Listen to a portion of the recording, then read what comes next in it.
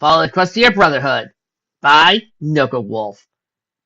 Chapter 26, Silvermane. What's up, Wastelanders? Boy, have I got news for you. Reaching high into the sky was a massive structure. Both in size and design, the building was awning. A huge concrete wall, which stood nearly a dozen ponies high, lined the perimeter around it.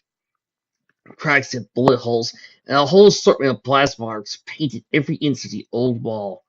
It almost seemed as though the old concrete barrier had been there for all time, withstanding the old war and wasteland itself. Behind the wall stood two towers. Both were right next to each other, with a crooked white sign hanging loosely from one of them. The tower to the left had been damaged extensively, for it only stood half as tall as the other tower, which, minus the sign, was still in one piece. Windows across the many stories that rose up were cracked and shattered. Yet, despite the devastated exterior, some of the floors had lights that shined directly from the other dark, lifeless windows. A destroyed hideaway could be seen off in the horizon, with the road leading to the walled towers. Walking down the hill, the group approached the bow-walled wall. Like our cannon in Maynton, it too had a gate made of metal sheets. However, this gate was supported with black sheets, and smooth and clean. Not a scratch could be found on the odd metal, which puzzled Al greatly. If this whole wall was covered in battle damage, then what was it the metal? Adam dismissed the thought and looked at the sign that hung from the larger tower. The large weathered words on the sign read, Silvermane Towers, Premium Hotel and Casino. As the group came to the large black metal gate, both brothers were shocked to find not a single pony was on guard. Perhaps this was like all the other towns and settlements, where a gate pony would greet them from atop the wall. Once they got closer to the wall, the brothers noticed Lucy approached what looked like a brass intercom. Pressing the small dimly lit button, she gestured for Wester to speak. Hello, who is it? What do you want? A deep voice spoke from the intercom. Wester, Freelancer, W125. A slight pause. Wester! What the hell are you thinking doing coming back here? Shouldn't you be out kicking rare ass or something? Oh, did you clean the whole province of them? Decided to come crawling back to Silvermane to chillax with the rest of us. Lucy pushed Wester to the side and spoke up. Hey, listen, asshole. We want in. I know all you freelancers help one another out. So do us a solid and open the fucking gate. Jeez, Wester, where did you pick up a bitch like that? Is she some hoe you picked up in... No, she's a friend. He interjected sternly. Alright, let's see. Is that all the companions you have with you? Or is there a few more I have to ask the boss upstairs to confirm for entrance? Wester looked back at Allie, and the two brothers just stood there, watching him deal with the voice on the intercom. We have three others. They are non-lethal. Neo stepped up. If I may? Go ahead, kid, Lucy replied, making way for Neo. Clearing his throat, Neo spoke into the round speaker of the intercom. Hello? Who is this? The voice on the intercom asked, slightly confused. Can you tell Cool Blue that it's Neo and his brother? We followed the map for coordinates. The stallion on the intercom chuckled. Well, kid, that's pretty funny. You know Cool Blue? That's right. Frustration. Neo slammed his smell up against the side of the mic. I'm not joking! We've come a long way. We've gone through a lot of shit to get this far. So shut up and tell him. Every pony in the group stared at him, wide-eyed with contempt. Bending lightly, Neo tried to calm himself. The pony on the intercom briefly remained silent, giving the agitated stallion a moment to cool off. Jeez, kid, calm the fuck down. I'll ask. Thanks, Neo replied, panting loudly. It was a good minute that the pony had been gone. Alex scratched her brain vein curiously. Maybe he's verifying something. Lucy shrugged. Most of the freelancers who work here are lazy fucks. Is that right, Wester? He nodded. They pride themselves on being the most unprotective ponies in their province. That's why I leave. They're assholes. Big assholes. No other member of the group had a chance to speak, for just as Wester had finished, the pony on the intercom returned. At this point, he spoke with a hint of guilty shame, as it was low, slightly apologetic. I'm sorry. I didn't know. Please come on in. I'll open the gate for you now. Sliding out to the side, the doors parted and the gate opened for them. Wester took lead of the group and led them to the main gate into the area beyond the wall. Inside was a wondrous scene. All around, ponies clad in armor similar to Wester's stood with big, burly rifles. A water fountain with a tiny stone pegasi was posed upright, wings erect, wingtips barely touching. Water shot out from the puckered lips, while freelancer guardians leaned on the fire inside, tossing coins into the shallow water. Ahead of the group was a set of stairs, which led up into the main hotel. A huge driveway was paved with lights for ponies to drive up their carts and enter the casino. Above them, dozens of light bulbs extravagantly filled every section of the ceiling above. Adam especially marveled at the lights, just thinking about the hundreds of circuits set his mind ablaze with wonder. Stepping up to the small set of regal, bright carpeted covered stairs, he instantly went through a golden lined glass revolving door leading into the main structure. The entryway was no less visually stunning. Everything was clean and lined with a golden edging. And a giant, enormous glass chandelier hung from the ceiling above. Marble tiles of black and white were placed together, in such a way to form a checker-like pattern on the floor. At the end of the room, two massive staircases, which curved inward, led up to the next level of the hotel, where the elevators were. To the right was a large open hallway that opened into a massive casino.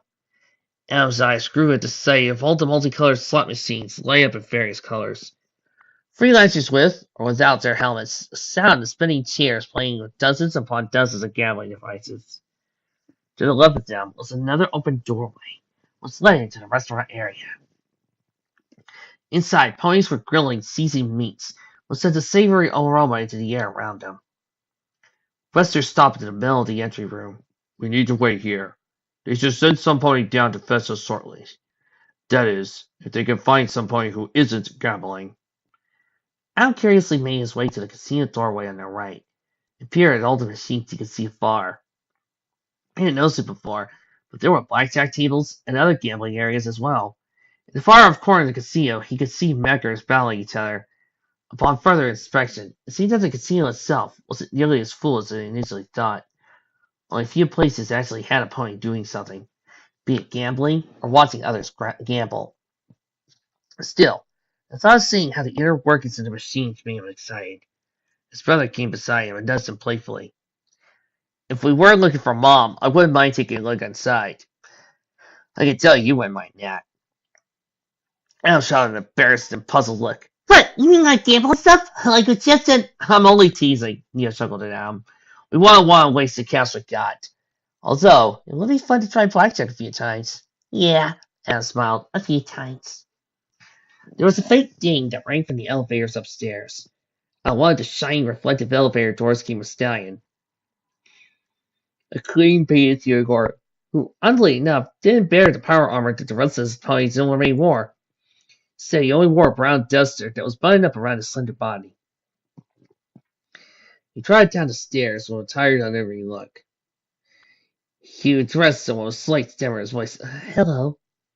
"Hello, Tanner. It's good to see you again." Wester replied in a friendly tone. Tanner directed his attention to Wester, who sized up, in front of his guest. "Yes, Wester, it's—" He said to Aaron Gay. "Good to see you, too. Have you been well?" "Affirmative. I've been well." Wester motioned himself to Adam and Neo. "These two want to see Cool Blue." "Well, let me look at him," Tanner said, slicking back his brown mane. Neo and Adam stepped up to Tanner, and proceeded to pace himself around him, with his eyes peering at them inquisitively. Once he had gone around them, he leaned in closer to their faces and sniffed the air. Instantly, he reeled back, placing a hoof over his muzzle. "Oh, goodness!" he exclaimed, tear going down his cheek. "Couldn't he take a bath first before arriving?" Neo and Adam frowned at him. "Hey, you try to be clean out there!" Neo replied, slightly disconcerted. Taking the same hoof, he waited in front of his muzzle and helped the driving away the spell. "Very well. All of you, follow me." He ordered the group to follow, before coughing lightly. The sharply turning towards the legal staircases. Up they went to the next floor, with a wall lined with gorgeous, golden elevators, so clean that one could see their own reflection clearly. Tanner pressed one of the buttons on the nearest elevator and waited. A tiny dial at the top, with a thin black indicator, moved quickly across the numbers to show the many of the floors of the towers. Upon reaching the one in the dial, the elevator door was opened, promptly making a sweet ding sound, inviting them in. Tanner stood off to the side and bowed. Using one hoof, he extended it towards the door, gesturing for them to go inside. Please, just step right inside, he chimed. One by one, each member of the group went inside the small elevator.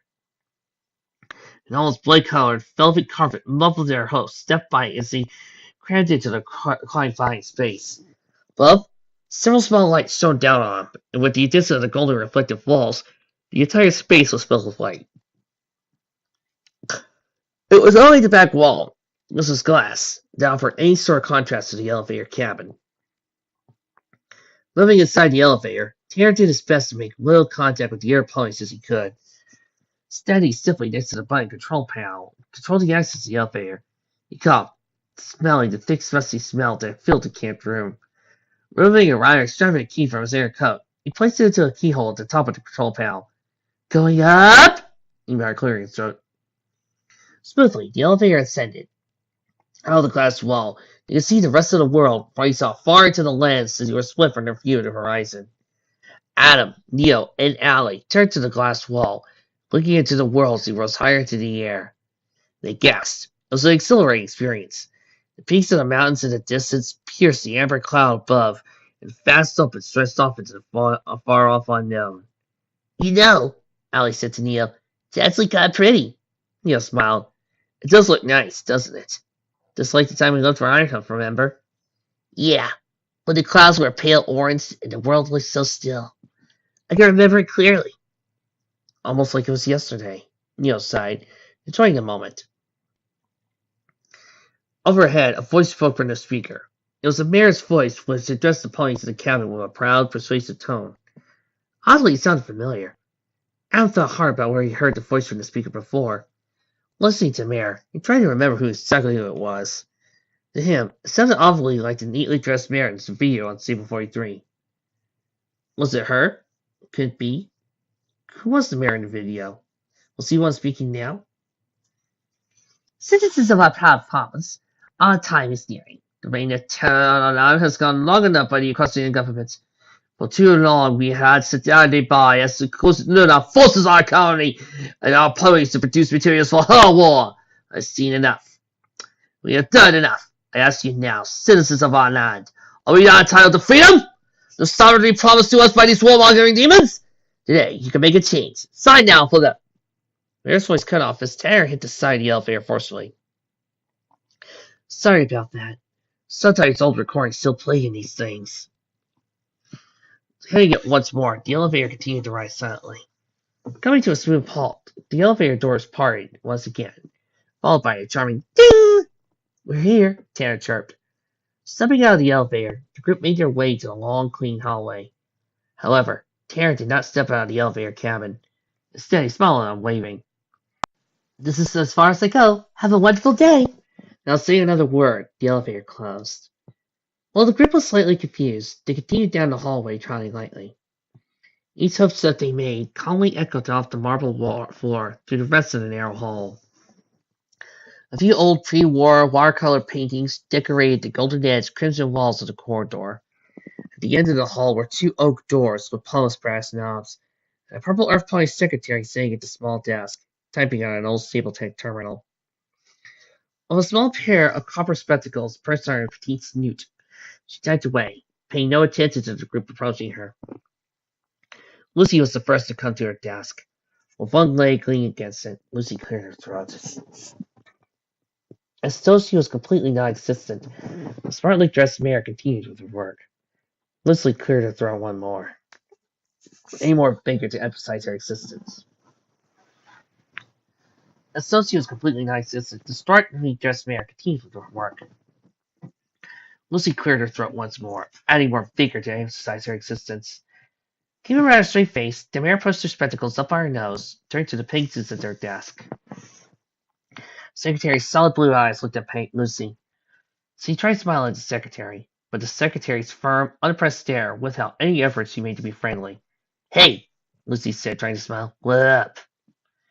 Tilting aside, the mayor looked over to Lucy, to the brother standing beside her. What's her stand up? Mostly moseying Lucy away from the desk. Here, he closely muttered. I'll take care of it, Lucy.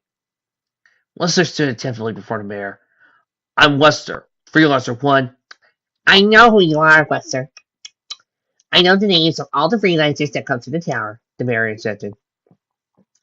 Very well, he added.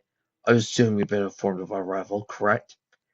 Sitting stiffly in her chair, she straightened her posture. Yes, Lester, I have. Then, ma'am, may we see Cold Blue now? Afraid not, she added earnestly. What? The group asked in unison. I'd like to see a brush, he answered. Afraid the rest of you will have to wait outside. Lester leaned tritely towards her, sounding mightily bewildered by her statement.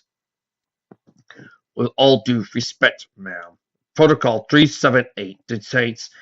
I'm well aware of what Protocol 378 states. However, these are orders directly from the boss. Both brothers stepped up, putting a hoof on Lester's shoulder, giving him a reassuring smile. Hey, don't worry, we won't be gone long. We just need to ask him some questions, that's all. Backing away from the desk, Lester sighed. With a humble bow of the head, he apologized to his secretary. She smiled slightly at the gesture. Thank you, Lester. I appreciate the apology. Consider it accepted. Lester nodded and sounded ground as he waited. The two brothers moved towards the door that led to Cool Blue. Curiously, Ham pointed to it. Is it unlocked? The secretary nodded. Yes, go on in. Both of them felt somewhat anxious. This was the next big step for them, putting their hooves on the strained wooden surface of the door. They went inside as the door closed behind them. The scene before them took them completely off guard. The room was large and rectangular in shape. In the center was a massive drawn-out map of the whole province. Around the map stood several ponies, dressed in pinstripe shirts and vests, placing pins or markers to the various places on the map. Along the walls, ponies of every kind sat on large terminals of radios, huge black headsets perched on top of their heads. Those ponies did not manage the map or handle the dozens of radios, just back and forth, madly pushing papers and cards. Every now and again, a pony would call out orders to some of the others working. Near the top of the ceiling, fans spun around slowly, stirring a thin layer of smoke that gathered above. The entire room smelled of ink and cigarettes. At each corner of the room there was a door, and each one was labeled. The door to the far off right corner read Studio. The other room across it read from DJ Residence. The right door across to them read Filing Room. Lastly, the door on the left read Music. Shouting back and forth, the ponies called to each other. We got a radar moment in Sector B2. Train in Iron Hoof has increased 3%. Frankly, get those copies of the Aftermath to Ironstead to the studio. Pronto! Stopping one of the ponies that crossed him, Neo asked, Hey, do you know where Cool Blue is? I'd like to speak to him. Wiping sweat off his coated brow, he pointed to the rest of his room. Over there, but you may not like what you see. Thanks, Adam said to the pony. Upon hearing his reply, he continued dashing across the room. Moving through the rest of his room, they could faintly hear the muffled sound of two voices shouting at each other. Opening the door carefully, the two brothers peeked curiously inside the room. Inside, two ponies were arguing fiercely. One was Cool Blue, while the other was a violet unicorn, with a radio as a cutie mark.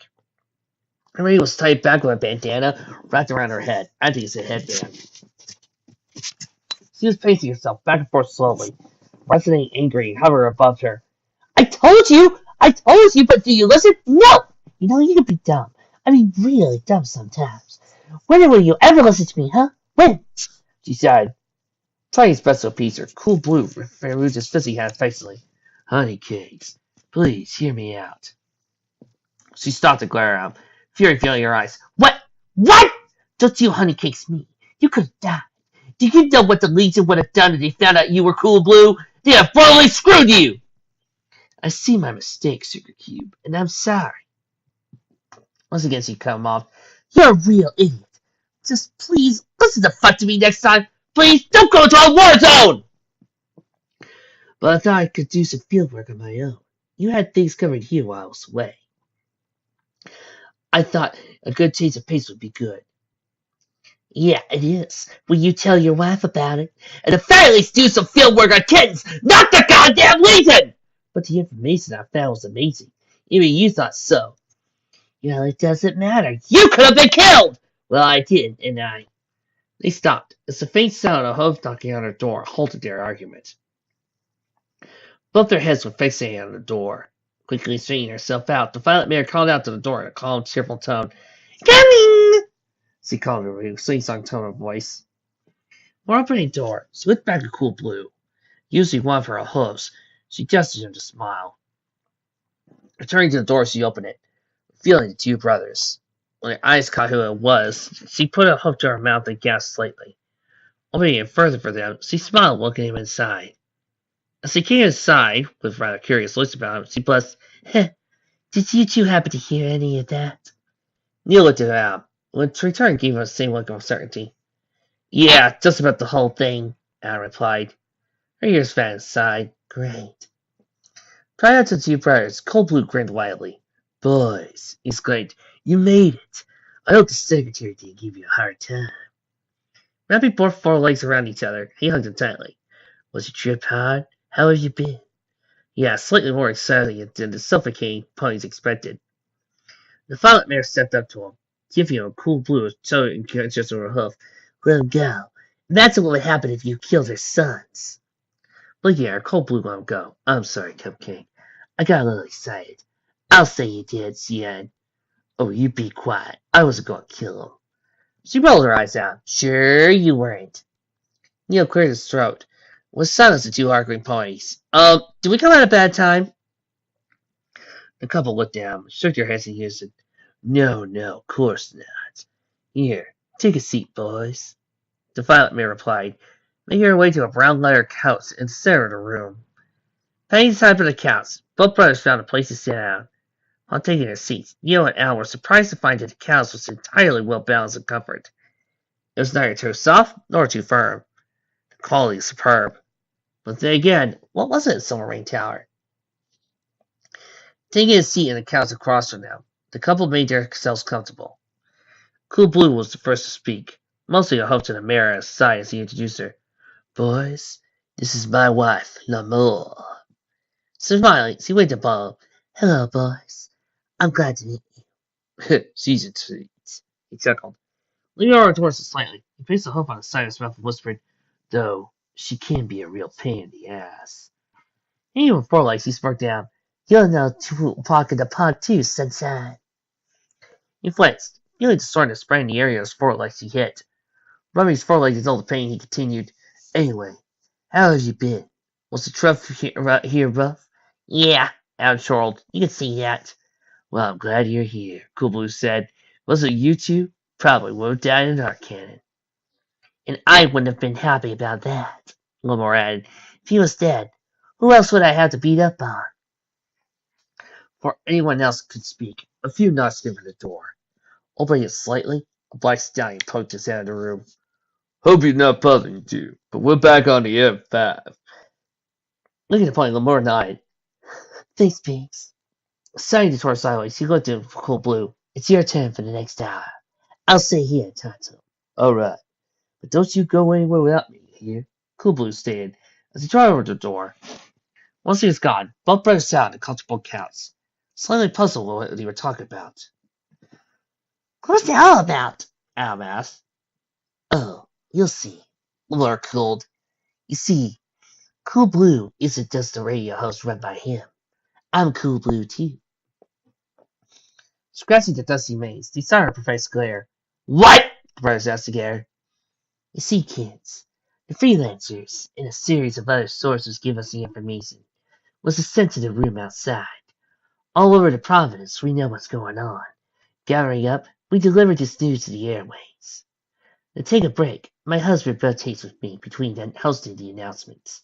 He'll do it for an hour sometimes, or we'll do it together, or I'll do it, and so on. Neil leaned forward, slightly intrigued by the assistant he had. How can you host a show? I mean, your voice is, well, not that deep. She laughed and pointed to her horn and said, You're right. But with my magic, I can alter my voice to mimic my hubby's voice. Wow, Adam awed. Yeah, it's pretty cool. Though while he was away, I had to take over the whole program. Must be hard running this place, huh? Neil asked. Not after a few decades. You get used to the routine. Pound 3 has a similar setup, and boy does she do a good job in the Equestria wasteland. When my hubby and I were young and stupid, We found that her radio didn't reach most of the province, so we made our own radio. What you see is the product of that dream. She sighed before chuckling lightly to herself. Listen to me ramble on. You two probably have questions about your mother, right? They nodded at her. Thought so. Anyway, what does he want to know? Neo started. Cool Blue told us that at any point in the province that knew where her mother was, it was you. She lay back on the couch across from them. Nodding in thought, she said, He's right. If there's somebody who would know about her whereabouts, it would be me. Sadly, I don't know where she could be. Sorry. Both brothers lowered their heads mournfully. Is is there anything you do? Anything at all? Adam asked desperately, feeling tears build in the corners of his eyes. Putting a hoof to the corner of her chin, she thought deeply. Well, she purred. Did your mother keep your pit bug? The brothers had to think about it, and never once did the thought of their mother's pit bug come to mind. As far as we could tell, yes, Neil answered. Well, she exclaimed, sleeping out of her seat. Let's go see where she is then. Might be help yet. Hurrying out towards the door, the brothers were incredibly confused. Though she said there was hope of finding her, so regardless of how little sense, or how vague she was, they needed to trust her. Following her out the door, they went back into the busy info room. Passing by all the consistently busy ponies, he went out to the room at the opposite side. The room was labeled as filing in black bold letters. Opening the door, they came into a small room filled with desks and terminals. In between each desk were large tower-like computers, flashing in the colored buttons of orange and red. Thinking to see at one of the larger terminals, she started typing swiftly. I need to borrow one of your pip-bucks for a second, she said. Adam put his left foreleg on the table, and watched as she pulled an odd-looking cord from the side of the terminal. Plugging the end of the cord to the pip-bug, Adam became extremely curious about what she was doing. What are you doing? Adam asked. She went back to typing on the terminal, though as she did, she answered him. Stable tech made to where pip-bugs did two things. They were all made to be tracked by the stable, and they were all made to give off an emergency signal. So you're searching for a signal then? That's right, she replied. We got a big ass antenna here, so we should be able to find her. Pressing the air key on the terminals, he grinned. There, just give it a sec, and I'll find her. A thought came to Al's mind, one that caused him to face up. That's the case. Why didn't I think of that before? That will save us so much trouble. Well, Lamar hummed, uncertainly looking at the terminal screen. It says her pip-bug can't be detected, so it wouldn't have done you any good anyway. Should probably manually disable the tracking features to remain hidden. Great, Neo groaned in frustration. Though, I don't think she knows about the signal. Let's find out, shall we? Going back to typing quickly, Neo watched her work. Aren't the signal and the tracking the same? Would it really make a difference? Well, yes and no. Picture it like this. When you're on a ship, an emergency radio helps ponies find you by relaying your position. However, that wave works on a special frequency, and by searching for that frequency, we can find where the source of it is, even if the initial tracking system's offline. Neo grinned, nose down playfully. Wow, she knows even more about pip-bugs than you do. Whatever, he mumbled to himself. She's turning light red. A small beep came from the terminal with the words, Signal found, and a text box at the top of the screen. Ha! Bingo! Lamar cheered. Both Neo and Al's face lit up with joy. You found her? They shouted anxiously. Yep, she said, nodding. Where? Where? They exclaimed. Well, let's see, she said, typing. Pressing enter on the keyboard, an image of the whole province was displayed. On it, a small green blip flashing near a mountain range on the east side of the provincial border. Lamar zoomed in on the blip, took her closer to the mountains. Although around the mountains there was nothing to be found. It was just the mountains, nothing more. But the signal was strong. Her vitals indicated she was alive and well. Lamar, scratching her dark purple mane, stared hard at the image in front of her. This, she said in slight bewilderment, this doesn't make any sense. Why is she there? I know she's a scientist. Why should she be in the mountains? Especially on the eastern side of the province. Yes. Nothing else? Adam asked sadly. Well, there is a road that goes through the mountains near a small lake in the valley. But other than that, it says she's inside the mountain. Neil stared hard at the tiny flip flash on and off, which marked the mother's location. It's the best lead we've got. Could you upload these coordinates to our PipBucks? Sure, give me a sec, Laura said, taking another cord and plugging it to Neil's PipBuck. Laura plugged a few commands to the terminal, and a map of coordinates started downloading to her PipBucks. I'm not sure how accurate or where exactly the coordinates will take you both. Maybe you'll run into the side of the mountain. I'm not sure. Once the download was complete, both brothers removed their cords from their PipBucks. Neil nodded at her, and as earnestly as he could, he said, I appreciate your concern, but there's nothing going to stop us. It's the best chance we got, and we'll fight her no matter what. Looking at both of them, Lamar smiled. You both remind me of your parents. I met your mom once, you know. Good gal, when I heard she had kids. Never thought she'd be as cool as you guys. Both of the brothers gave her a curious stare. You know our mother? I knew her, but that was a long, long time ago, she answered. She's been outside the stable before? Adam asked. Yes, she was. Thought you knew that. Neil shook his head. She always told us she stayed in the stable her whole life. Well, I don't know. You have to ask about her about that when you find her. Neil turned his gaze to the floor and thought. Yeah, he might well have to. Standing up, Lamar went to the door. Come on, let's go meet up with your group and tell them what we found. The thought of their mother boggled the two brothers' minds. She, of all ponies, had been out in the wasteland before. How? Why? Was he part of something more? Or is there something else? These questions bothered both of them. Even as they followed Lenore to the group, the very concept would not vacate their minds. But they had to move on, because maybe, just maybe, when this was all over, it would clear things up. The questions might finally be answered. Lenore opened the large two doors that led onto the info room, into the hallway where the rest of their group stayed, waiting anxiously for their turn. Lucy rushed over to them, curious at the answers they might have found. Kids! She called. Laura smiled at him. Don't worry, they're alive. Allie was just as anxious to find out if they found anything.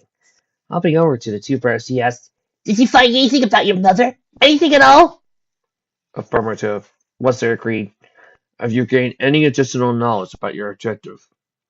Raising a hoof, Neil gestured to them to calm themselves. We did find out a little about where she is. Lucy cocked her head to the side. A little? It's something, but the details are vague, Alice stated. For in the stars, she's somewhere in the eastern mountains. By the way things look, she also seems to be fine. Besides that, we're not sure why she's there, or even how to get through the mountains to the small valley she seems to be in. Tipping up her fedora, Lucy chuckled. Well, shit. We're on the other side of the province. Do you even know how far away the mountain range is? I still think we could do it. Might be a rough trip, but we can make it, Allie said. Affirmative, Lester commented. It's possible to make it alive. The chance of survival until we reach the destination is variable. We'll have to leave early tomorrow if we hope to get there soon, Neil nodded. You got the coordinates on our PipBucks, and with some luck, we'll be sure to get there, Adam added. Lucy smirked at the two brothers. Sounds like a plan. Lester, got any idea how long it'll take to get there? Lester stood there for a second and thought, taking a moment to contemplate your question. It should be roughly about 3 days if we move out in the early morning of each day. Fantastic, Lucy sued Kazafaxon. As a side then, we'll move out tomorrow, Neil stated, with a determination in his voice. Lamora motioned her head at the group, smiling warmly. If you all decide on that, I'll yield to you a place to stay. And thus the rooms here in the tower. Free of charge, my treat. Ma'am, Lester said, approaching her. If it's inconvenient for you, you don't have to help us. She shook her head at him. No, not at all. You need some place to rest before a trip that long. Might as well be here. He bowed his armored head slightly to her. Thank you, ma'am. Rubbing the back of his neck, Neil smiled at her. Yeah, thanks. It'll be a while before we can stay someplace nice. No problem at all. Here, I'll let you guys to the main floor. Taking the lead, she guided him down the long corridor to the elevator at the end. Once again, they were confined to a small space. Guns rubbed, pushed against the crowded ponies in the elevator. Even Wester's large rifle, slung on his back, came to poking Adam in the eye. With a quirky going down, Laura pressed the button, taking him down to the base of the tower. When the door opened, several well-armored ponies were waiting.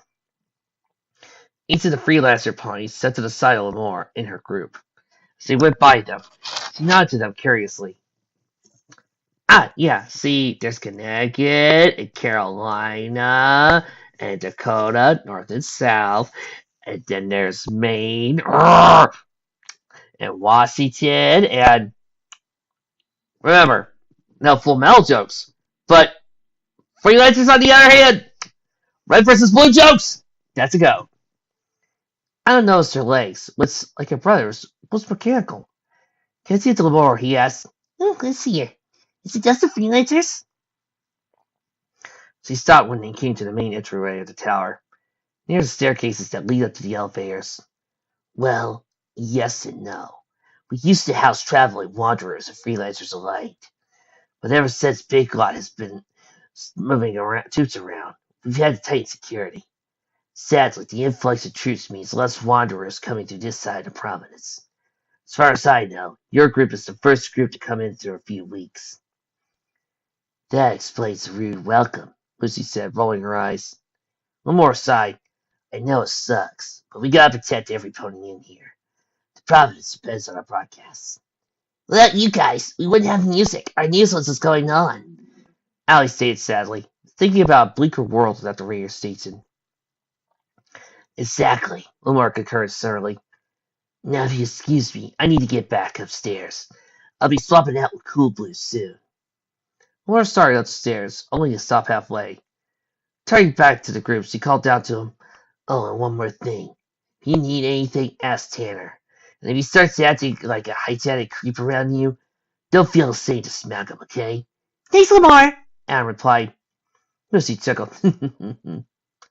I like that chick. Lamar turned a kind smile. He headed up the steps of the elevators.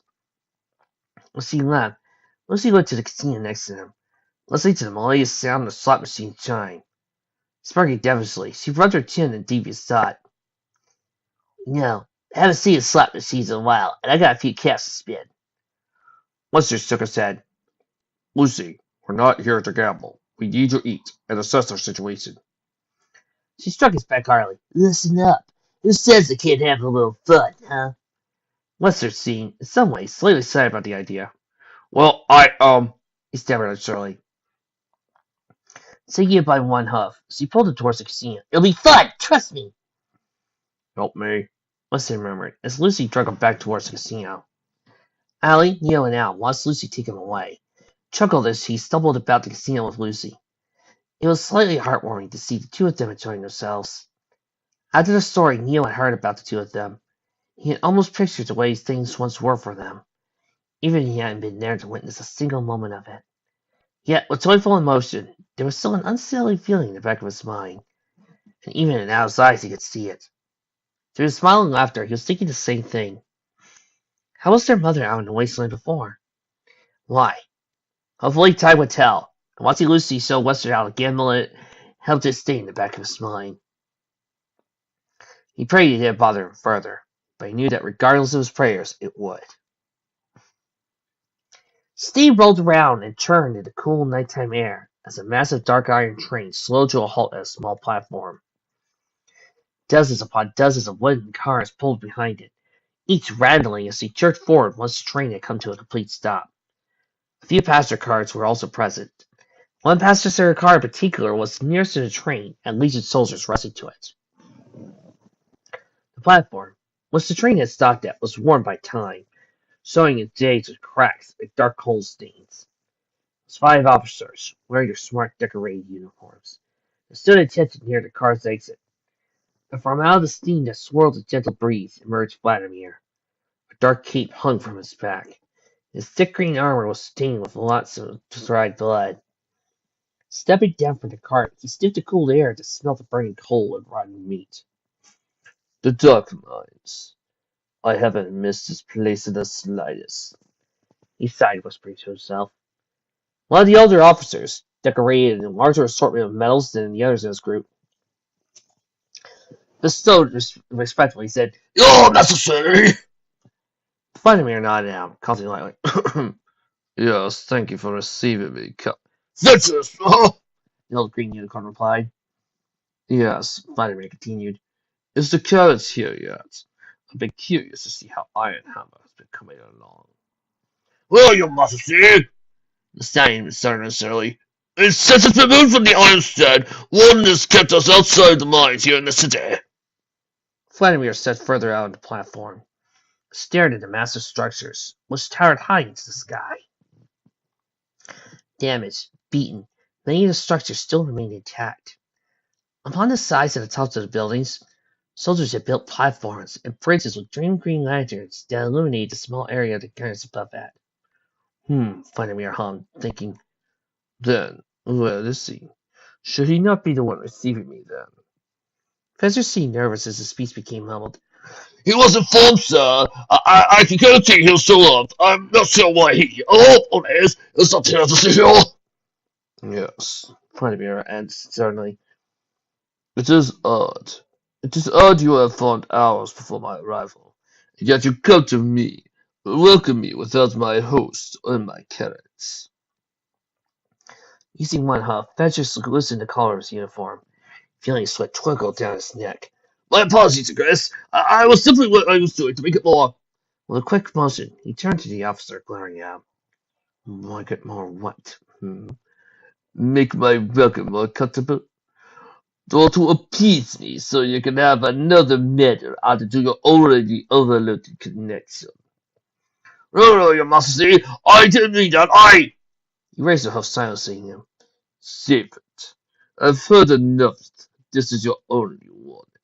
If this ever happens again, I'll have you skinned and give your salary high to one of my more competent officers. Fezzer's bowed slightly, causing his metals to jingle against one another. Raising his head, he looked up at the unicorn in crimson fear. Thank you, majesty. We'll tap him again. I swear it. Out of the corner of his eye, Vladimir saw a stagecoach approach the platform. Massive oak wheels creaked as it bobbed up and down the platform. A Legion soldier was seated as the driver, leaving two heavily armored ponies clad in three-pied green armor, were pulled in a steep place. Stopping at the platform, Vladimir smiled. Speaking of greetings, here's the one that was supposed to meet me. The stagecoach had a Victorian style to it.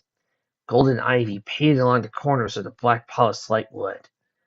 Two wooden claws extended from forward near the front. It held old bronze-oiled lamps. Yours light for the small lights made the black poles of the wood reflect off into the surrounding area. Vladimir approached the coach. Once he had come close to a door, a pony came out from it, taking Vladimir slightly back. The pony had come forth was a filthy stallion, covered in tattered linen cloths that masked every inch of his body. Dark green armor plates covered his legs, and a golden medallion hung around his neck with a W branded into it. A thick gray mask covered his face, a long tube trailing from the end of his mask down to his coal-stained tunic. However, for Vladimir, the most unnerving part of the pony's appearance was the glowing green eyes of his mask that stared right back at him. A smile spread on his face. Warden, he parted a fancy towards him. The voice was raspy and high. Your Majesty, he hissed, bowing. I trust you're doing well. Hopefully the set can be the same at the mines. Yes, the warden wheezed, raising his head. Everything is running on schedule. That is, if you have the stones and the predators. Vladimir motioned his head for the masked pony to follow him. Come, I'll show you. The two ponies marched down the car next to the platform, which had several ponies unloading huge wooden crates. He came to some of the crates, marked for Iron Hammer, and removed the pin which kept it sealed. Stepping to the side, Vladimir patted the top of the crate. Come and see for yourself. The warden walked towards the crate and lifted the heavy wooden lid. peered carefully at the contents inside and laughed.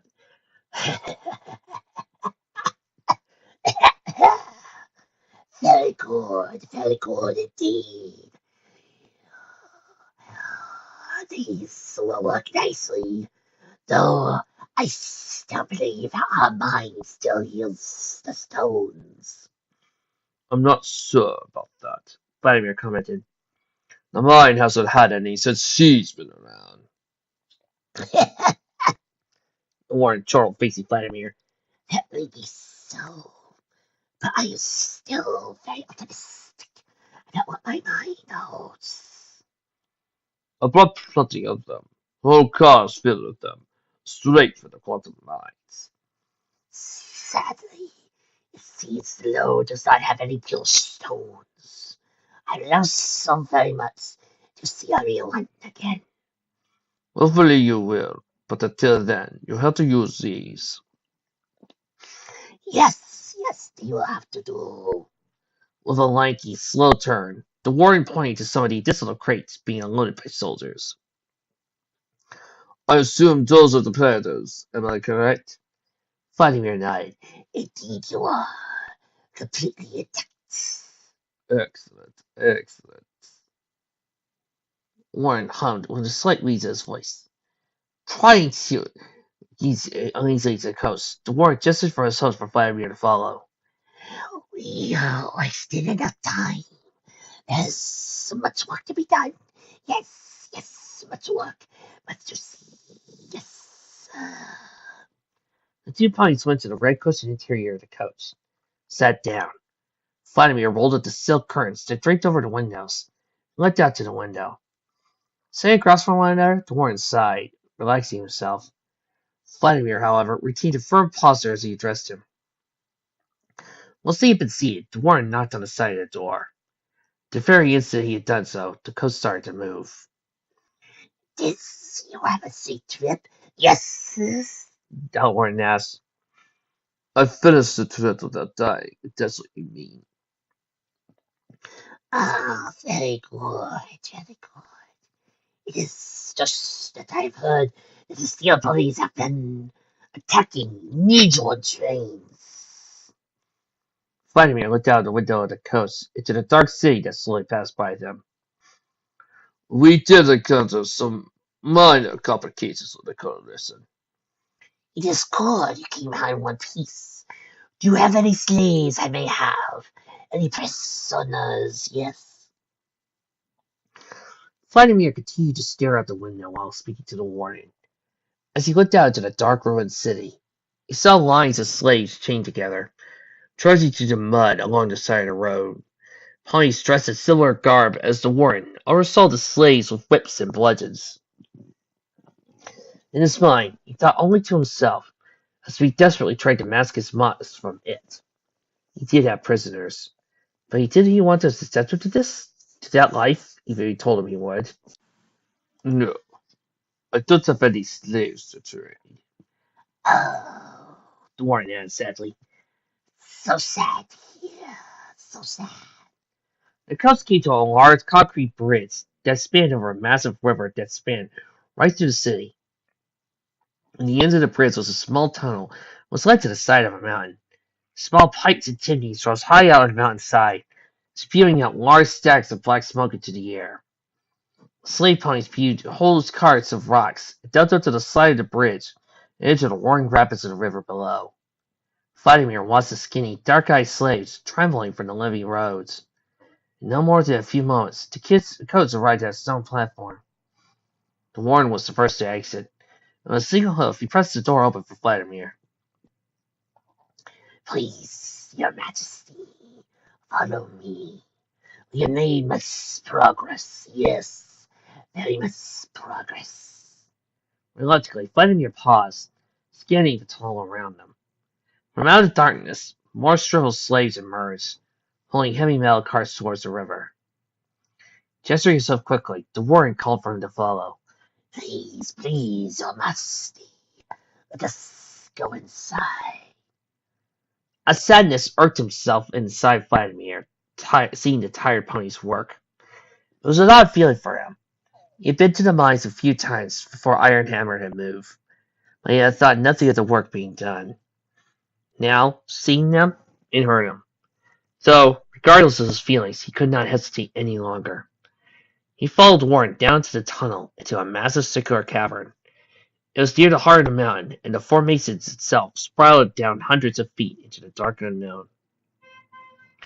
Barrels of fire lit inside, providing little light in the mine, where hundreds of slaves of every race and sex hacked away at the rocks. Axles and wheels run by the slaves pulled up large crates filled with rocks to the higher points of the mine. Come, come, Warren called, leading him further, pulling him away from the scene. As their talk went on, a small metallic spear robot floated on by. On the speakers, he could hear his own voice call out to the slaves that worked around him. Remember, His voice called out from the machine. what you do for the greater good. But not only to this providence, but for all of civilization. It is here, in the caves of these mines, you will carve out hope for a brighter future. Was that me? He thought, following Warren down to the narrow walk hallways carved by slaves. Yes, the voice hissed in his mind. It is. Do you remember? Do you remember the days when we worked together? When I was your partner? He ignored the voice, removing the flask from his cape pocket. He took a quick gulp of the red wine inside. Through twisted paths and massive caverns, the warrior took him deep further into the reaches of the mine. Soon, he came to a large steel door branded with Stapletech's name. The warrior opened it, exposing a clean metal room filled with terminals and computers controlled by Legion officers. A long window showed out into a massive dark cavern. The warrior pointed to the window. That is Iron Hammer, Your Grace. Vladimir came close to the window, gazing out into the dark cavern before him. Warren messaged his head to one of the Legion officers at the controls. If you would, turn on the lights, yes. The officer nodded and, as instructed, pressed upward on a large lever. With a click, light snapped on, illuminating the whole chamber. A circular exit hole sat above the large, towering missile that was connected to hundreds of pumps and wires. Steams poured down from the small exhaust near the top. A control platform with a catwalk stretching out to the missile could be seen near its base. Bowing to Vladimir, the warden addressed him. I must go, Your Majesty. I must tend to the new slaves. Find me if you need anything, yes? Vladimir's eyes were wide in awed terror. Without deferring his gaze, he could reply slowly, in almost whisper-like tone. Yes, thank you. Beautiful, isn't it? The voice asked. I made that. No, Little Red, we made it. It is our dream made real of the lives of those of weak souls. Vladimir went on, appalled, but the voice went on. And the best part, Little Red, it's almost done. It's so exciting. Vladimir felt faint, causing him to tremble slightly. He caught himself on the wall nearest him with both gloves. His breathing became heavy. His sweat started to run down his brow. One of the control officers had noticed his distressed condition. He posted cautiously. Sir? The officer asked. Are you all right? You look pale. Recovering his composure, Vladimir reached the flask and sipped some of the wine inside. He panted slightly, but straightening himself. According to his joy, responded to the officer as calmly as he could. I'm fine, officer, as you were. He dismissed him with a wave of his hoof. The officer hesitated at first, but he trusted his leader's word and went on with his work. Vladimir stood there, though, looking out of the window at the large machine before him. It disturbed him to think he had created something like Iron Hammer. It bothered him there was a time that whenever it was in his mind had, once had enough influence to manifest as an evil weapon. What would my father think? He thought. Vladimir wanted kind words to his father to help him, to tell him what to do, to fix the mess he was in, to help him undo the evil he was creating. He couldn't stand it anymore. Staring at it only reminded him of what he became, and he hated it. Pools of tears built up in the corners of his emerald eyes. Couldn't stand to look at the missile. There was nothing more he could say or think, letting the feeling of guilt take him. He listened to the voice whispering in his ear. It was muffled. Even though he tried to build a mental wall speaking to him, it managed to get one sentence to him. It'll be over soon. I promise. The voice fades shortly after that. Taking his flask, Vladimir took several gulps of his wine. A harmonious sting signaled the elevator's arrival. The doors parted, and now the small cabin came to group led by Tanner. Together, they followed him down a long hallway with the bright lights above them. As they walked, each step was muffled by the soft bed carpet in the center of the marble floor. Along each wall of the corridor were dozens of doors. Each door was labeled with a number. It started at 300, it reached 378. A window at the far end of the hallway gave an outside view of the world. A tiny, almost transparent beams of pale light trickled in from the outside. It was nighttime. Griffith spent a portion of his time down at the bottom of the tower. There, they eaten their fill of food and drank their fair share of clean water. Between the time spent strolling through the casino, watching Lucy clear some freelancer officers of their caps, they had grown tired. It wasn't difficult finding Tanner, and oddly enough, while their day had went on, he was always there, in the corner of their eye, watching them from afar. Was he observing them? And what was it about them that he found so fascinating? They weren't sure, but Lucy made it clear if she caught him stooping around her again, there would be hell to pay. Though as they continued walking halfway down the hall, Tanner stopped. With one hoof, he pointed down to the door on his left. This will be Lucy and Adam's room. He pointed to the room on his right. This will be Allie and Neil's room. Getting a stiff form of posture, he added, And Wester, if you could come with me, I'll show you to your... No. Wester answered calmly. I'll stay where I can protect him. Cocking his petite head, he chuckled slightly. But, Wester, sir, there's a real reason for it too. You're quite safe here, and... Please, Lester continued, it is my duty. Tanner grunted. So be it. This is all there is any place for you to sleep if you stay. Then I won't be sleeping. He waved so dismissively. I'm fine, you may do as you wish. I certainly won't stop you. Wester bowed slightly to him. Thank you. Raising an eyebrow, Tanner looked down at him poorly. Yes, no problem at all. Neil thanked him as well. Briefly nodded to him. Tanner returned to his stiff posture. Now you've been into to your rooms? I best beat you. Adieu. Trying out towards the elevator, he left them on their own. Lucy stretched her back, causing her one good wing right. Probably a few times she yawned. Ugh. Well, fellas, I'm off to hit the A. Come on now, let's go. Opening the door, she went inside her room. Adam put a hoof on the edge of the door and smiled at his brother. Night! See you guys bright and early tomorrow! Nia chuckled up. Night, Adam. Wester stood at the door attentively. You aren't going to come in, are you? Adam asked Wester. He shook his head. Negative. Adam sighed. If you say so, I'll keep it on lock for you if you change your mind. Thank you, Adam, replied Wester. Wester stood vigilant as the door closed. Neil and Allie looked at each other and shrugged before they too went into their own room. On entering the room they had been given, Neil turned the lights on.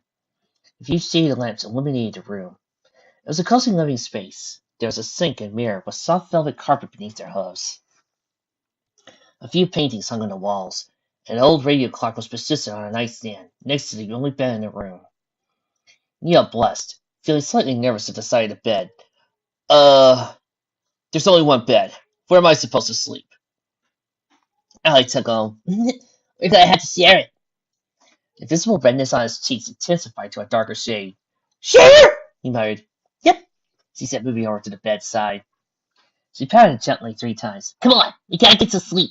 If the truth is as long as Wester says it is, we need to rest. Taking in a deep breath through his nose, he tightened his stomach and joined her.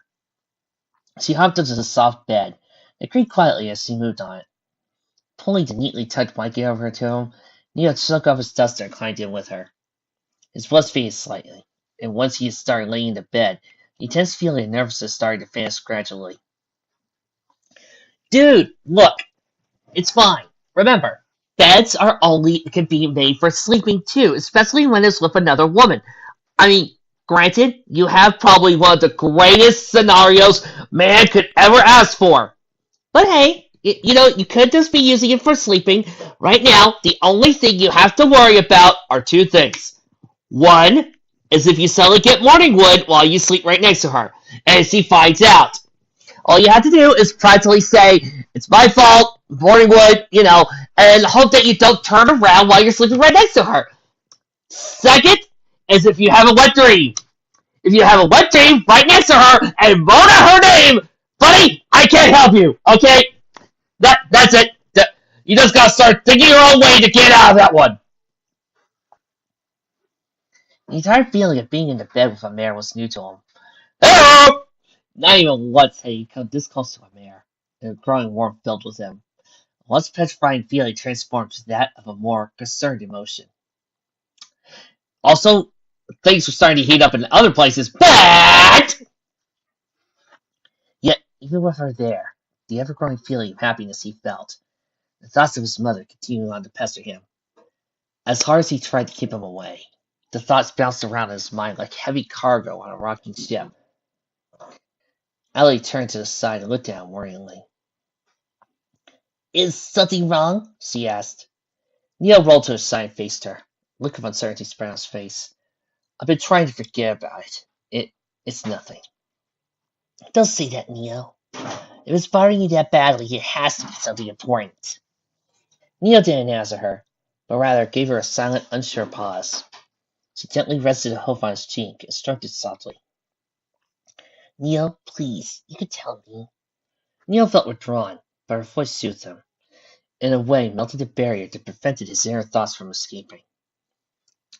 It's about my mother, he said tenderly. She laid down. It's about her health? You said she was fine. She is, but it's about her past. What about it? She was out in the world before. Our whole lives, she told Adam and me, we all lived in the stable. No one had ventured out into the world. No one. But she did. Why? Maybe. Alec Kunis, he thought carefully about the words he chose. It was to protect you. To keep you in the stable. To stay where it was safe. I don't know, Allie. To think she kept a whole other part of her life secret from us, it's... He paused for a moment, shaking his head. He rolled to his back and looked at the ceiling. Placing his metal foreleg on the top of his brow, he sighed. I don't know what to think. Or even know how I feel about the subject. I'm just so torn. She nudged herself closer to him and wrapped her hands around his torso, hugging him. I'm sure she had a good reason for doing it. Even though I've never met her, I know her intentions are good. A good mother like her wouldn't have raised boys like you and your brother. We'll have to see when we meet her. Using her hose, she turned around with a gentle motion. Until then, we need to focus on the task at hand. Their eyes met, and both of them smiled at each other. Thanks, Allie. You're right. If I even hope on getting these questions answered, we have to find her first. And I won't be getting anywhere dwelling on these thoughts. She leaned over and kindly kissed him on the cheek, turning his face a bright red. I love you. And everyone in this group is your friend. Don't keep thoughts like this to yourself. It'll only make you feel worse. Inside his mind, he felt a great burning lift. Whether it had been the kiss or the talk, something she had done lifted his spirit. Lying back down, she made herself comfortable. We need to get to sleep, Neo. We got a long day ahead of us. Her words were like warm milk stirred with sweet honey. Keep his mind peace, keeping his thoughts under control. Like her, he too made herself comfortable. A soft mattress against his back, the thick smooth blankets around his body made his eyelids drop. Drowsiness followed, continued by a relaxed feeling. It was soon would become sleep. Across from the room, Lester sat next to Lucy and Alice Store, staring at a locket on his hoof. Inside the small warm pendant was a picture of him.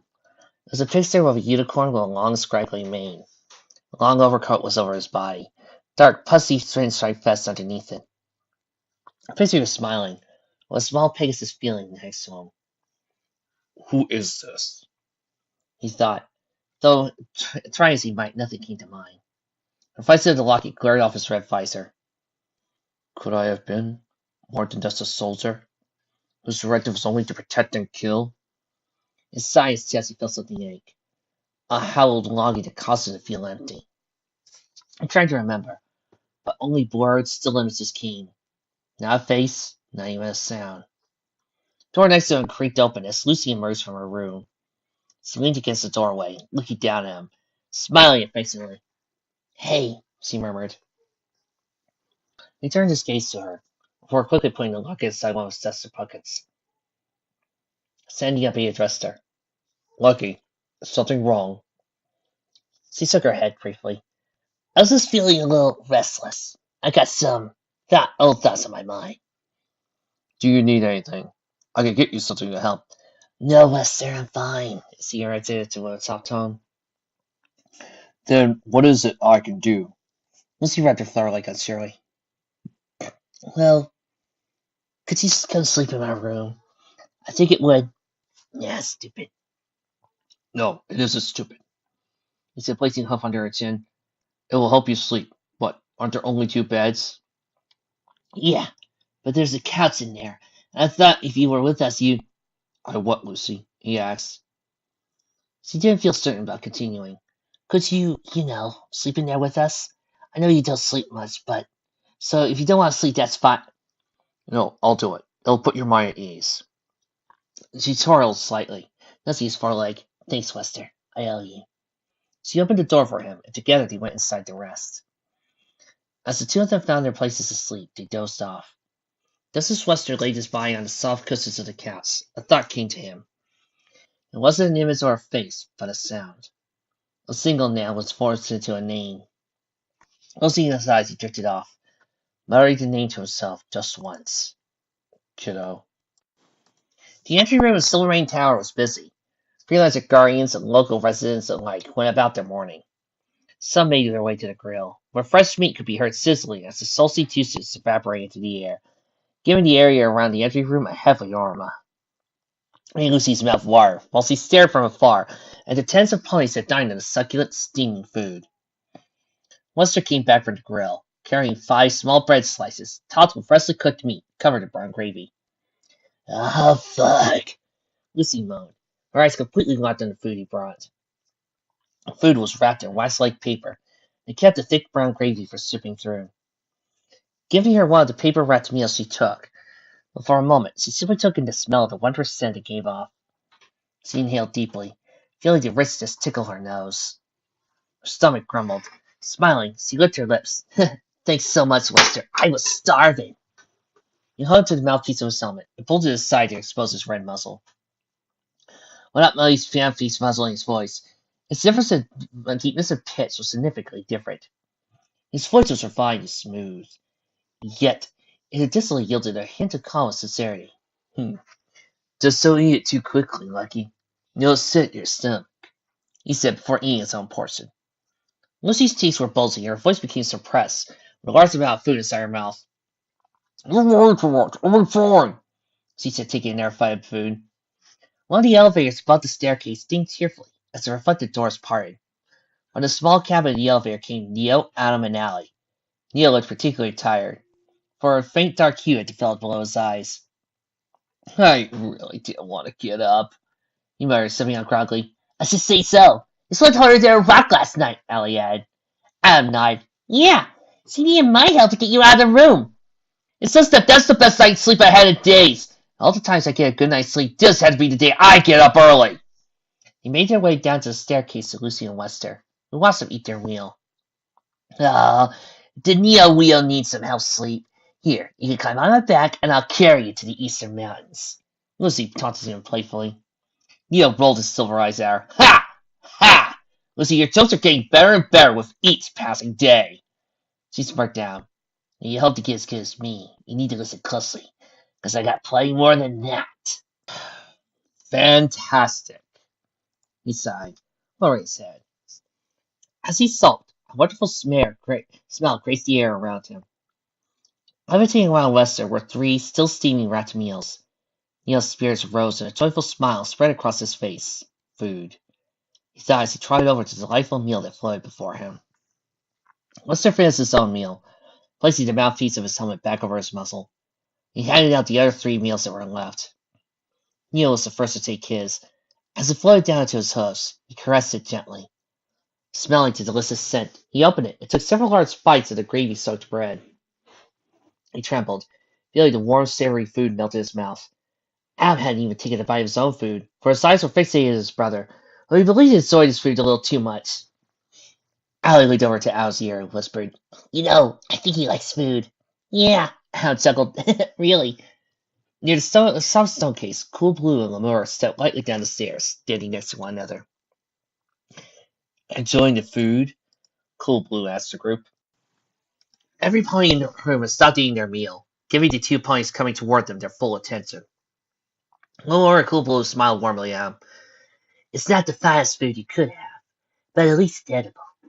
Lemur commented, pointing to the wax paper wrapped food Adam and Allie held. "It's pretty good," Neil replied, now full of the savory bread. You can see what they serve on Tuesdays. I swear you can see it crawl out of the pole and dance. Lemur chuckled. The comment made the group laugh. And, as the last of the meals were being devoured, Cool Blue wrapped her rope around his wife. "Silliness aside, I wish you all the best of luck in finding your mother." Thanks, I'll mean it. Adam responded after finishing his meal. Something had seemed off, for while the energy around him had been fairly positive, a more serious tone abounded in Lemur's voice. Listen, I just want to tell you guys one thing before you head off. It's sort of important. Wester started collecting the wax paper from all the other members of the group. It was Neil, though, who stepped up to respond to her. "What is it?" Last night we had some reports that Big Lot had been beefing up patrols around the border. The leads is getting more strict of who's coming in and who's leaving. You guys are traveling right along the border. Might be best to travel a few miles away from it, just to be safe. Lucy turned her attention to Wester, who was pointing at papers who had collected inside his saddlebag. Hey, Wester, isn't Big Lot the pony you had to kill for some mercs? He looked at her and nodded. Yes, that's correct. Though my directive is no longer to kill Be a Lot. It is to help the group and the brothers reach their goal. So you keep away from the border, seeing as you don't have to kill them anyway. Lemur said to Wester. Negative. We'll still take the route along the border. It is the fastest route. Adam came close to Wester, unsure tone in his voice. Wester, then you should stay away from the border. Better safe than sorry, right? The armored stallion stood silent for a moment, processing what Adam had said. It's possible if we travel a few miles away, our chances of being spied would decrease dramatically. Likewise, our time would only be affected by a few hours. It's probably for the best, Lucy added. I heard some nasty stuff about Big Lot. Allie nodded. In Mayton, some police talk about some of the slave trafficking that goes on there. Though outside a few frightening rumors, I don't know much about. It'll be for the better, Cool Blue said. Now, if you excuse us, we need to catch breakfast while they're still serving it. Laura knows was smirking. And you're paying for it, right? He looked back at her, slightly taken aback. What? No. I believe you're paying, my little honeypot. She gasped and waved a hoof in the air, replying, Does you honeypot me? You got a whole lot of meals to buy. Or have you forgotten about your little incident at our cannon? Cool Blue's ears lowered. I thought we dropped that conversation, he mumbled nasty teasing. We'll drop it when I say we drop it. Now who's gonna buy breakfast? He sighed heavily, keeping his head low. He moped, I am, babe. That's right, you are. Now come on, and let's not bother nice ponies anymore, she declared, grabbing Cool Blue by the foreleg and dragging him off to the grill. As he went off, he looked to the group in despair, whispering, Save me. The group simply watched as the wife of the infamous Cool Blue dragged him off. Even at the grill, he begged and pleaded for mercy. For him, there was no hope. Smacking lightly across the head, Lemur pointed to the grill. He paid for their meal and went about eating his food sadly. Not long after that, the group gathered the last of their things and left. Through the glamorous doors they marched, passing by the 3 lines of guardians who protected the tower. Shortly, they found themselves once again beyond the concrete wall, and back to the barren, rolling hills in the wasteland. Every so often, Adam and Neil would look back. In many ways, the tower remains down. Alone, the tower was something to behold. And the lining to the structure set his mind ablaze with curiosity. On their trip, they passed by old farmhouses which belonged to ponies long gone. Ancient, blasted wooden beams, blackened by fire, worn by time. Soon, they came upon steel metal grids padded with gravel. Rust covered the bolted iron supports, and after arriving at the foot of the bridge, Western halted the group. He took the folded rifle from his back and readied it, scanning the surrounding area carefully. He moved his head from side to side slowly. I have a bad feeling about this place, he whispered, while he continued to inspect the bridge before them. Everybody drew their own weapons and studied the surrounding area as well. What do you think it is? Neil asked. Raiders, probably, Lucy replied, scanning. No. Wester hummed, bringing his rifle closer to his breastplate. Something else. Mutants? Hallie asked quietly. Alan looked around, all the while paying extra attention to his compass. Nowhere on his EFS did he see any indications of hostile life forms. I don't see anything on my compass. Maybe some kind of animal, or possibly... Trust me, Wester said. There's something here, and it's watching us. Across the bridge, keeping tightly together, the group could hear each hoof step on gravel as it shifted and cried softly. Every member of the group did their best to remain silent. It didn't take them long to cross the bridge. In the very moment they had, their caution faded. Lucy kept her sniper close, turned to Wester, and asked, Do you feel like something's watching us? No sooner as he spoke, Wester silently rose a hoof in the air, halting their advance. All the ponies stopped, waiting what he had to say. Every pony scanned the surrounding hills, but, just like before, there was nothing. Not a single sign of life in any direction. Do you hear something? Adam whispered to Wester. Shh! Wester hissed. There's laughing. What? Neo replied, slightly confused. Laughing. Wester muttered, pointing the stock of his rifle to his shoulder. All of the ponies listened carefully to the world around them. Dust twisted in the wind. Pebbles rolled along the dry powder like ground. Allie's ears, however, began to twitch as the faint sound of laughter was carried on the wind. The sound itself was not loud or clear. It was more of a snicker that was muffled by a hoof in an attempt to silence the noise. With a quick motion, Wester pointed his rifle towards the hill to the left of the group. Aiming down his scope, he called out to the hill. Something was there. I can hear your stupid laughter. Come out! There was a light pause, and a head poked itself at the top of the hill. You found me! Laughed the pony behind the hill. Step out and identify yourself, or say goodbye to your head. With the whole group focusing on the mysterious stranger, the pony came fully out in plain view. He was a scary earth pony covered in dark green armor plates along his legs and torso. For a moment, it didn't even seem as though he was wearing armor, as his colors seemed far apart from his dark, dusty green coat. An eye patch with a yellow happy face protected his left eye, and a red diamond power negative was tied around his scrawny neck. Smiling, lanky pony scratched his shaggy over his mane. Nasty! Yo, too clever for money. I thought for a second there you didn't know I was there. Identify yourself, now! Wester demanded, keeping the gun locked on. The stranger raised a hoof. I ain't got no weapons on me! Honest! I don't care. Identify yourself! Stunning smirked at the armor pony wiping his nose. He replied, Police coming scared! Y'all push, right? Cause y'all got me scared too. So be it, Wester answered. Answer my next question. Why were you following us? Scurry chuckled. Well, you see, I got this here, boy. It's mad frustrating if I don't do my job, see? Answer my question if you want to keep your head. Wester responded sternly. Stepping back, Scurry raised an empty hoof to Wester once more. You know, big guy, I ain't answered nothing so long as you got that huge thing pointing at me. Wester stepped up to him, keeping his weapon raised. Answer, now. He grinned widely at Wester, rolling out a loud guffaw. You see? The only head here that'll get blown to pieces here, my friend, is yours. Without diverting his intense eyes from Wester, he called out to the hills, Eat our breakfast! Frantically, the group searched the area around him, only to find that the ponies clad in the same heavy armor plates emerging from the hills. Most of them were heavy, muzzled earth ponies, bolstering large Gatling gun battle saddles. There were nearly a dozen of them surrounding the group from every angle, including the end of the bridge. Each one of the massive ponies grinned wickedly at them. Stepping closer gradually while Scooter stood in front of Wester, chuckling. Wester shoved the end of his gun to Scooter's forehead, was a little to stop his unnerving laughter. How's about you put that boy down, eh? Scooter cooed, placing his eyes on the ground the group Wester protected.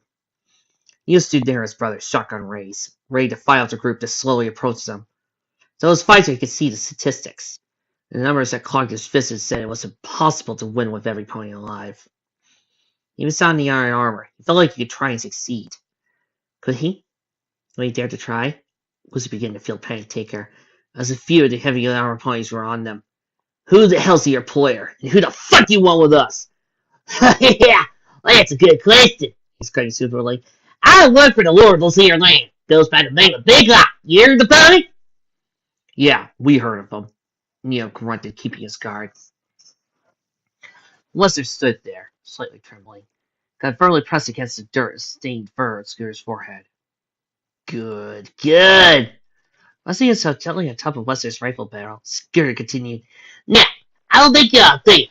The old leg brace is put down in this here gun, so I'll talk with you. How's that, Sam? He smiled at him with cracked yellow teeth. Well, Wester fought with himself, fearing for his group's safety. For his friends, was there any choice? If they were armed with weaker weapons, the choice would be more clear. It was there, and now he needed to make a decision. Trembling slightly, he lowered the rifle from Scooter's head. Bouncing around lightly, Scooter clapped his toes together merrily. oh, thank you kindly. No talk, Wester demanded directly. Scooter seized his lively mood and called out to the ponies surrounded. Stop, boys. I got a few words to say. As he had ordered, the group halted their advance. Trying around Wester's group with a slight swagger and step, Scooter peered carefully at him. He hobbled quietly to himself and smirked at Wester. Hey! He chuckled. Wrap up, boys! Loud noise of rapidly spinning Gatling bone barrels sent the whole group in a panic. Wester was about to raise his rifle once again to the head of the scraggly pony before him. Only to be stopped with his hoof, was he waggled the hair, pounding him. Nah, y'all wouldn't do that now, would ya?